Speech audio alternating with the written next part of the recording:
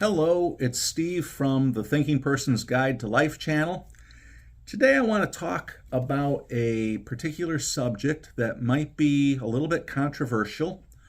And it might, people are going to have some different thoughts about this, but I want to give you my thinking about it as somebody who's been a therapist for close to 40 years now, and in practice for that length of time.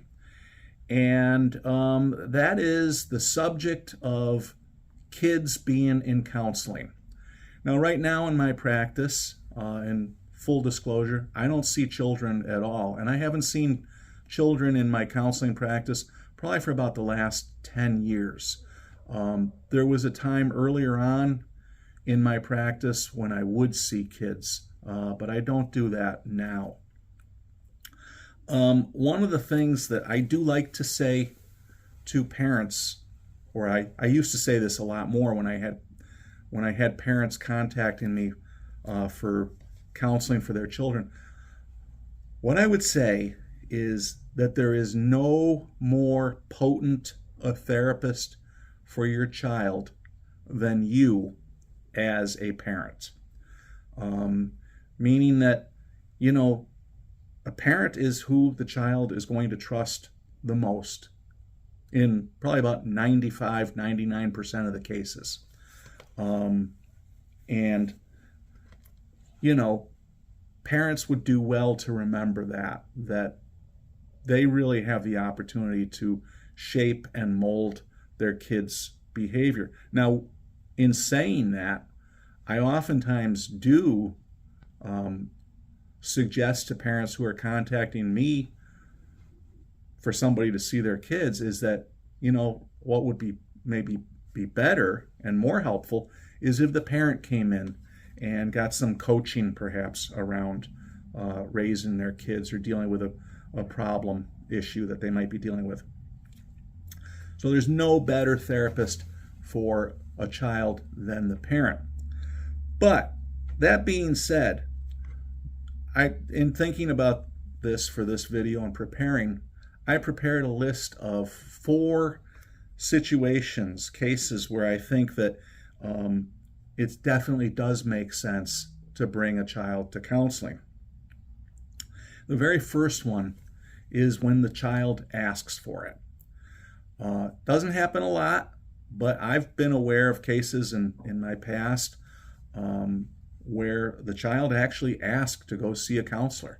And I think in that kind of a situation, it makes a lot of sense to accommodate the child and give them the experience of talking to, a professional, neutral third party.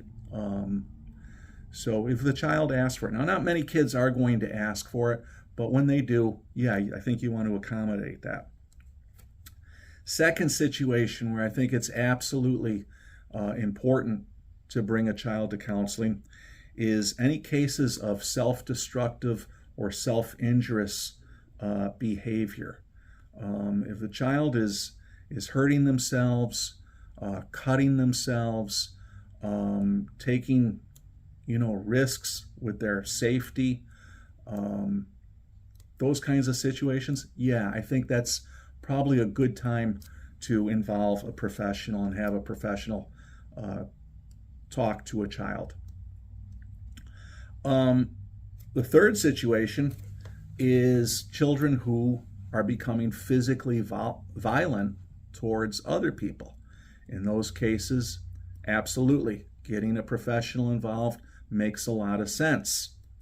And the fourth one is any cases where there might be occurrences of either physical or sexual abuse. Okay, so those are the 4 cases where I would say absolutely getting your child to a counselor makes perfect sense, and you want to accommodate that. But I'm really talking about a lot of other situations where maybe a kid is having difficulty getting along with peers in school. There's some social awkwardness, that kind of thing. Maybe after a divorce even, provided that the child has 2 loving parents, Just because parents are getting divorced does not necessarily mean that a child needs to see a counselor. Those kinds of situations, I go back to what I started out by saying, is that there's no better therapist for a child than a loving parent who can sit and listen with the child and provide some gentle guidance. So with that being said, then let's talk about some of the problems that can actually come about as a result of forcing a child into counseling.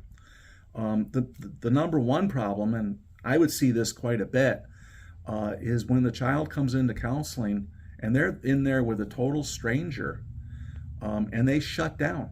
They have nothing to say. They don't want to say anything. In cases like that, I think it's responsible for the counselor to back off and let the parents know that this might be a situation where you don't necessarily recommend the kid be in counseling. The kid doesn't want it. They feel threatened by it or intimidated. It's awkward. They're being brought to an office to talk to a stranger. I mean, that's just not normal. People don't do that in their world. So in situations like that, when a child shuts down, that's a threat, and it can have repercussions for years to follow. So we want to be mindful of that. Another potential problem, if you force counseling, is a child who starts to develop some self-esteem issues. They think, oh, there's something wrong with me. We don't want kids to feel like there's something wrong with them. But sometimes if we might be well-meaning in forcing counseling or encouraging counseling beyond what the child really wants, and we end up doing more damage than good. So that's a second thing that can come about it as a result of forcing counseling. And the third thing, and I've seen this a lot over the years with adults who have told me that as children, they were forced to go to counseling. They had to go see a counselor, and they never wanted to have that experience again because it was humiliating. They didn't want it then, and they grew up to decide that they would never put themselves in that situation again. And so they avoid counseling when they're an adult or a young adult, and maybe they could use counseling, but because it was forced on them, they avoid counseling now at all cost. So those are three damage that we can actually do by forcing a child to go to counseling if they don't want it. So we got to be mindful of that. Now, with that being said, a couple of bits of advice I would recommend to you if you are thinking that your child might be, you might have a child that asked for it. They might be self-destructive or violent, or they've been physically or sexually abused. If you're looking for counseling under those circumstances, you want to be absolutely certain that you are dealing with somebody who specializes in dealing with children. And I will tell you right up front, finding somebody who truly does specialize in work with children can be a daunting task. Working with children for a lot of therapists is not necessarily a real fulfilling career path. I mean, it can be helpful, and don't get me wrong. I know I'll probably upset a lot of counselors in saying that, but it's tough. It's very hard working with children. It can be a very, very slow and tedious process. And so a lot of therapists just don't go into that area. I did it for a number of years myself, and I'll be honest with you, I didn't enjoy it a whole lot, but as a younger therapist, that was an area for me to get cases, and so I did my share of that.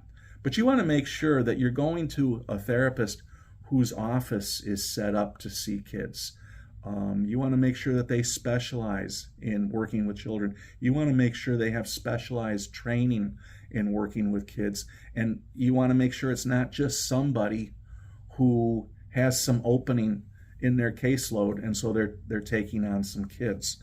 So you really want to be careful about, forcing the issue of counseling for your kid, because you can inadvertently do more damage than you might do good. And as I started out this, I'm going to reiterate it one more time, and I'm just going to say that there really is no better therapist for your child than you as a parent. And if your child might be struggling a little bit and you want some help, maybe one of the first things you can do is go talk to a therapist to see if they can give you as a parent some strategies for talking with your child, helping your kid deal with whatever issues they might be dealing. That might be a better use of your time, and it might be more productive in getting some help for your child. So with that, I will sign off now. And as I always do, I just want to say, remember that our thoughts cause our emotions. You have a good day.